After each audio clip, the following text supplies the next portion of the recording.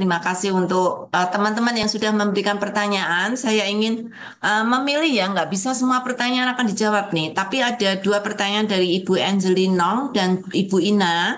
Ini mirip-mirip ya. Mau tanya, bagaimana cara menjaga mental health pada anak dan juga mungkin secara umum, gitu ya. Bagaimana kita bisa menjaga mental health anak-anak atau kita semua ya secara umum. Saya akan beri persilakan Ibu Neti terlebih dahulu untuk menjawab. Ini sebenarnya ada spesifiknya sih. Menjaga mental health karena tekanan pelayanan atau gereja. Kalau anak mungkin tekanan pergaulan. Nah, kira-kira secara umum Ibu Neti. Baik, jadi kalau kita mau menjawab sesuatu, kita harus tahu pertanyaannya apa gitu. Maksudnya gini, kalau kita tahu kita bermasalah, kita tahu masalah kita di mana. Kalau kita tahu anak kita bermasalah, kita harus tahu kebutuhan dia apa gitu. Eh, kalau kalau yang Ya. ditanya bagaimana menjaga mental health, ya kita Hmm, harus sebagai keluarga biasanya ya yang umum ya, itu kan memang butuh perhatian ya mereka. Anak saya kalau setiap hari pasti ingin bermain dengan papanya. Jadi selalu kalau dia udah sampai di sekolah, papi nanti bisa main sama aku kan? Papinya kan belum tentu bisa. Selalu jawabannya ya gitu. Kalau nggak main sama dia dia marah. Jadi anak itu sangat ingin perhatian kita. Itu yang utama. Jadi ya itu yang harus kita lakukan. Mau nggak mau kita harus sediakan waktu untuk mereka bergaul dengan mereka, bicara, bermain atau apa. Untuk anak-anak kecil ya biasanya bermain ya. Eh, itu mereka seneng banget gitu bermain dengan kita. Cuman kadang ada yang cocok dengan papanya, ada yang cocok dengan mamanya. Nggak bisa dua-duanya. Kadang saya cocoknya sama yang mana gitu. Nah, itu kalau ya. sebagai orang tua misalnya karena tekanan anak di sekolah apa, ya kita harus tanya mereka itu di sekolah seperti apa, tanya juga ke gurunya. Jadi kita bisa tahu masalahnya itu sebenarnya apa dan berusaha untuk menjawab, memenuhi kebutuhan itu. Jadi nggak bisa digantikan ya waktu kita diganti Ya. dengan mesin. Hmm.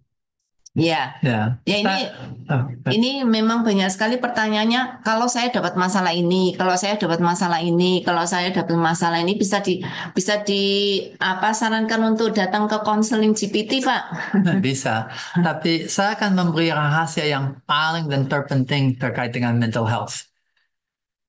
Jangan harap you akan menolong siapapun kalau mental health dirimu tidak mulai dibereskan dulu. Harus, kalau saya sudah kacau balau dan tidak punya health apapun dan dalam kondisi kecanduan, saya tidak akan bisa menolong. Kalau saya sudah dari proses kesulitan sampai lebih sehat, saya sudah berdoa dan lihat Tuhan bekerja. Saya sekarang punya firman yang hidup dalam aku dan sekarang punya kasih dari Tuhan dan bukan hanya kasihan aku. Dan pengakuan adalah kasihnya Tuhan. Dari itu akan bisa menolong orang. Dan banyak orang tua cara untuk ngatur mental health anaknya itu bilang, anak ini bermasalah. Ayo, fix him, perbaikilah. Dan kalau dia sudah baik, kembalikan ke diri aku. Dari kalimat itu saya sudah tahu itu orang tua yang sumbernya. Itu orang tua dengan cara, dengan hidup, dengan sikap, dan kemungkinan dengan digital life pribadi dia yang mengasalkan dan memungkinkan anak untuk nanti bermasalah sebesar itu. It's a system problem. Sering masalah yang paling kelihatan itu dalam anak karena mereka baru, dak pengalaman, mereka sedang formasi, dan mereka gampang untuk terkena.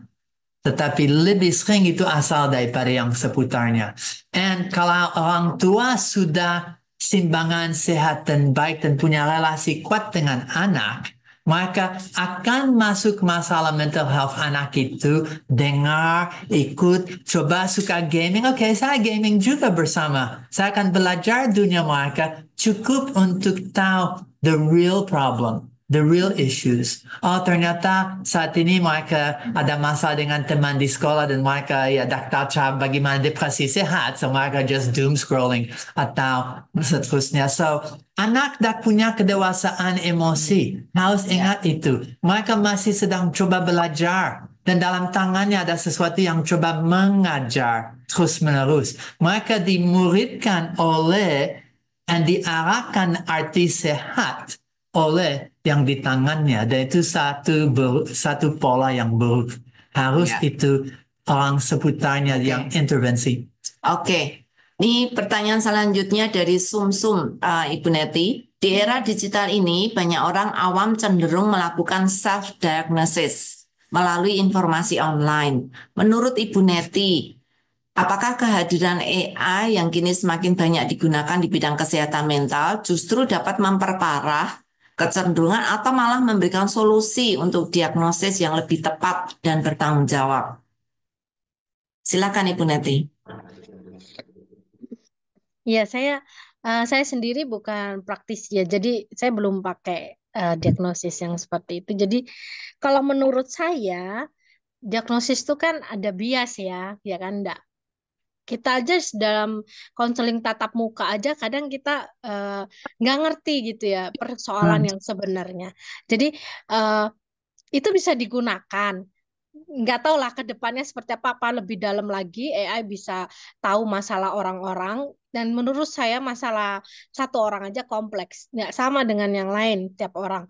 Nah, ini sebenarnya self analisis boleh-boleh aja sih, tapi sebenarnya yang lebih penting itu kalau kita di hadapan Tuhan deh, kita jujur aja. Pasti kita akan ketemu. Sebenarnya kita ini ngapain, sedang apa gitu, ngerasa apa. Kita sedang dalam ediktif apa nih, kecanduan apa gitu ya. Kita di hadapan Tuhan tuh nggak bisa bohong gitu. Waktu saya masuk ke ruang konseling, saya memang banyak yang saya nggak sadar. Waktu saya kuliah, saya juga di konseling sebelum jadi konselor. Jadi saya sendiri nggak sadar gitu ya. Tapi memang kita perlu orang lain untuk mengingatkan kita, oh kamu tuh berada di dalam fase ini gitu, seperti itu. Tapi ya, nah di hadapan Tuhan kita bisa ngomong, kita bisa tahu, Tuhan akan memberi pencerahan gitu. Dari relasi kita dengan Dia, Tuhan akan membimbing. Banyak pertolongan dari AI atau dari tulisan-tulisan lainnya. Ya. Ya. Ya, saya akan jawab dengan ternyata nanti semua orang, saya bocor rahasia, yang ikut akan dikirim yang ini, Digital Mental Health Ya. Self-Evaluation. Sudah bisa lihat? Right? Sudah bisa lihat? Bisa. Ini versi English yang 10 pertanyaan, ini versi True False 20 pertanyaan. Tapi ini versi Indonesia. And ini sesuatu yang Sabda bikin sendiri untuk bisa mulai mengukur bagaimana kesehatan digital saya. Seberapa sering Anda merasa cemas atau stres? Ya, sorry, Kesehatan digital. Itu kesulitan. Kalau lihat, itu bukan masalah kesehatan mental, tapi mental sakit, not mental health. Itu health yang sakit, mental yang sakit. Anyway, so berapa sering merasa cemas atau stres menggunakan? Daripada tidak pernah sampai selalu, ketinggalan informasi, fear of missing out, sampai berapa nyaman Anda dengan teknologi AI. And Anda bisa dapat ini sebentar lagi, and true or false, dan mengukur bagaimana diri dari sisi kesehatan mental.